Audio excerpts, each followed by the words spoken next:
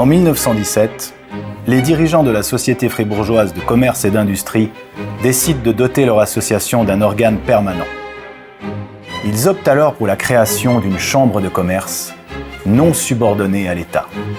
Organe de réflexion, de consultation, de promotion et de défense des intérêts de ses membres, la Chambre a pour mission supérieure le développement du commerce et de l'industrie dans un canton encore peu ouvert à ses activités économiques.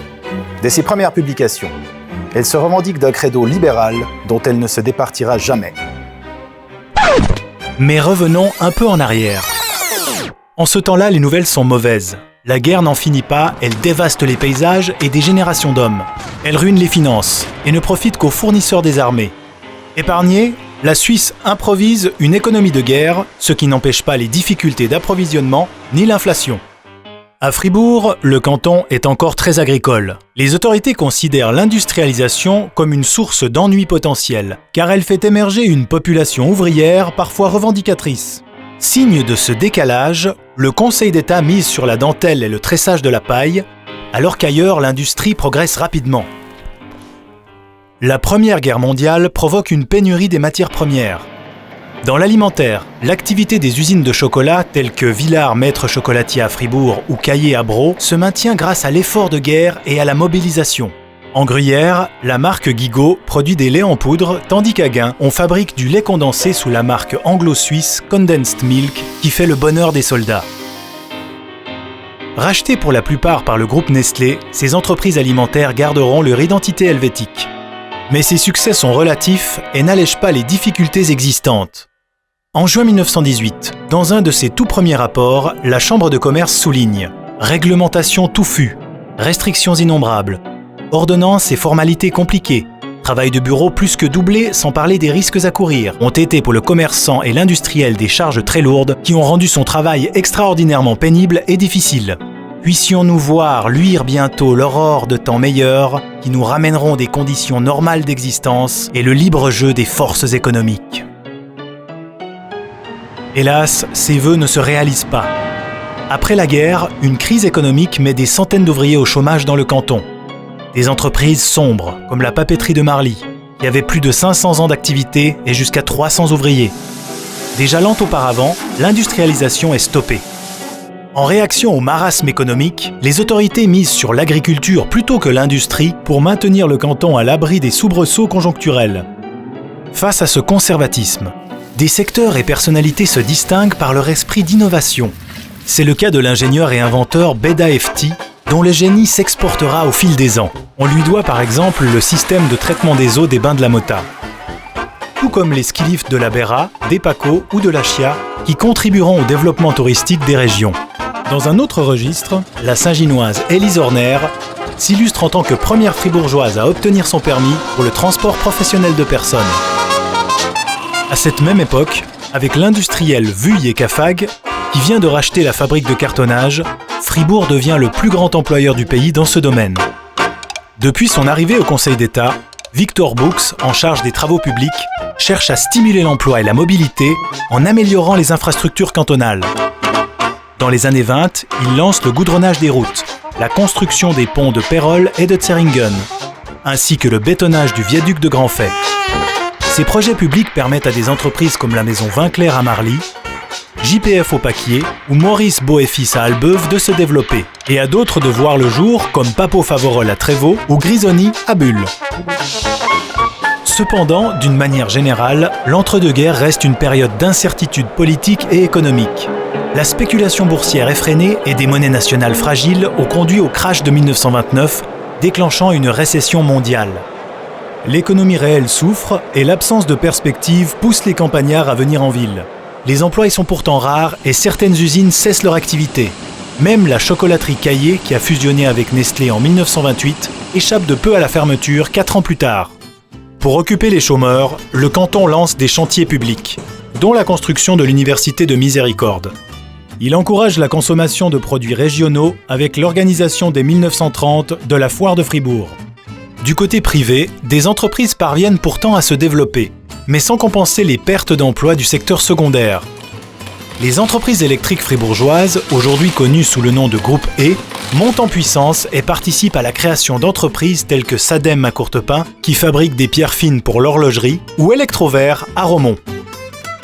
La croissance des EF et l'augmentation de la consommation électrique conduisent à l'édification du barrage de Recense. Des entreprises émergent dans l'agroalimentaire comme la fabrique de pain croustillant à Mora, connue pour ses fameux Zwieback.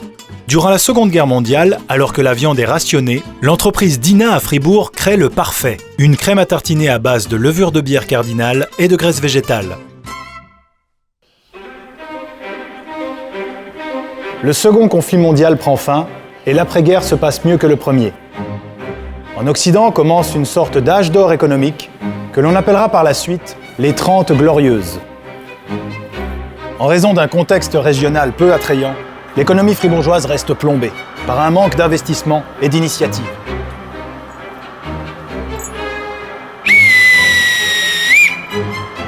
Mais les années 50 marquent un tournant et les choses commencent à bouger.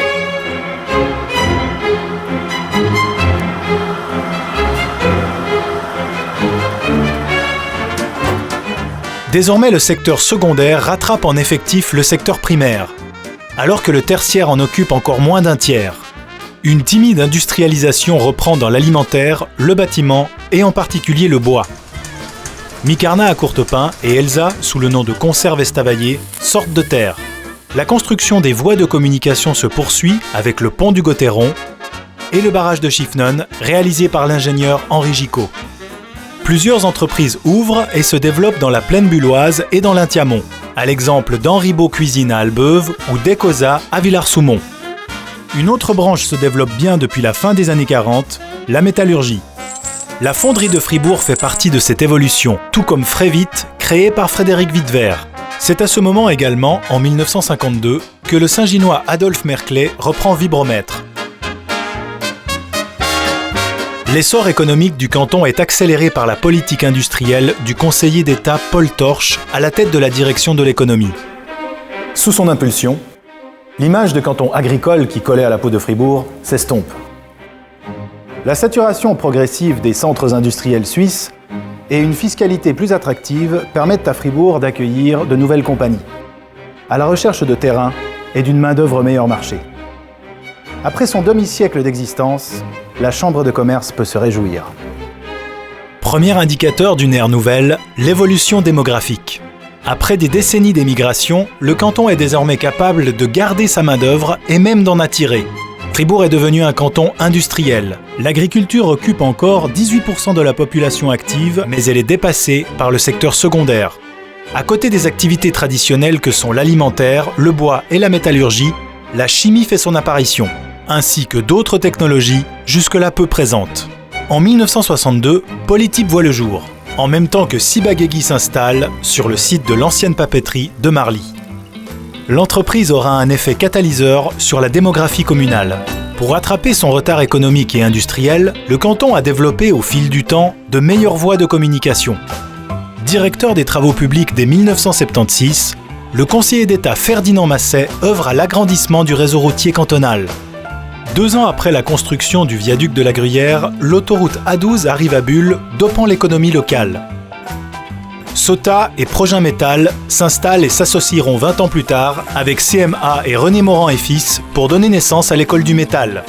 Entre la fin des années 60 et des années 80, Cartier et son centre de production Usiflamme s'installent à Villars-sur-Glâne, rejoignant Crémaux, arrivé en 1966. À Romont s'implante Tetra Pak et à Fribourg, la Banque de l'État, aujourd'hui BCF, étend ses activités et emménage à proximité de la gare. Cette phase de progression économique et démographique se poursuit jusqu'au début des années 90 qui marque le retour des vieux démons. Les taux hypothécaires ne cessent de monter, tout comme le chômage qui dépasse bientôt les 5 puis les 6%. Plusieurs entreprises qui jouaient un rôle important dans l'imaginaire collectif fribourgeois ferment leurs portes. L'annonce par le groupe Feldschlossen de la fermeture de la brasserie Cardinal en 1996 est celle de trop. Près de 10 000 personnes descendent dans les rues de Fribourg. Ils n'obtiendront qu'un sursis, l'entreprise vivant ses dernières heures après plus de 2 siècles d'histoire. Cette dernière décennie est éprouvante pour toute une partie de l'industrie locale, à l'image de Vibromaître qui passe en main étrangère. La fermeture du site de Ciba et d'Ilford à Marly soulève moins d'émotions et de colère populaire. C'est pourtant un coup dur porté à l'économie et à la recherche scientifique fribourgeoise. Cependant, avec le recul, on peut dire que le canton connaît une nouvelle mutation. Le secteur secondaire en réalité se renouvelle et des enseignes continuent à germer dans le paysage industriel cantonal, telles que Libert à Bulle ou Michelin à Givisiez. Finalement, au milieu des années 90, le chômage amorce une décrue et les taux hypothécaires font de même. Le canton aborde le 3e millénaire dans des conditions qui s'améliorent doucement. Cette période est marquée par des investissements notamment dans l'alimentaire et la métallurgie. De nouveaux sites de production, tout aussi importants que les anciens, apparaissent, mais ils sont désormais spécialisés dans des technologies de pointe. Le groupe UCB est le symbole de cette mutation du paysage industriel cantonal. Après 20 ans d'existence et des investissements en hauteur de près de 500 millions de francs, le site de Bulle fait aujourd'hui partie des fleurons économiques du canton, jouant un rôle pionnier dans le domaine de la santé et des biotechnologies. L'histoire économique du canton est riche en rebondissements et en expériences. À chaque moment de son évolution, Fribourg a pu compter sur des figures visionnaires et talentueuses. De Jo Siffert à Jean Tinguely, de Yoki à Patrick Ebicher, d'Adolphe Merclé à Erhard Loretan, les Fribourgeoises et Fribourgeois ont de quoi s'inspirer pour innover. De la fermeture de sites industriels importants naissent désormais le Marly Innovation Center, le Vivier et le quartier d'innovation de Blue Factory. Plus que de simples reconversions, ces projets illustrent la capacité de résilience d'un canton face aux crises et sa volonté constante de se réinventer.